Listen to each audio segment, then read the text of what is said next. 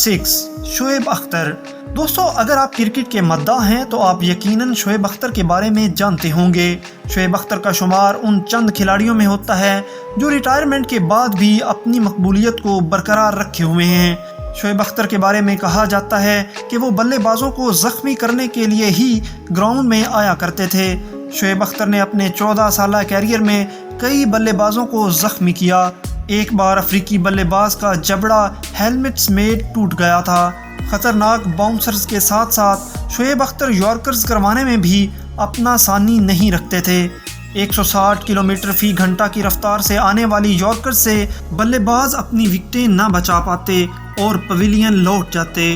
دنیا کے سب سے تیز رفتار باؤلر کو راولپنڈی ایکسپریس کے نام سے یاد کیا جاتا ہے۔ شعیب اختر اپنے لمبے قد اور انتہائی تیز رفتار گیند بازی کے باعث بلے بازوں کے لیے کسی بھیانک خواب سے کم نہ تھے۔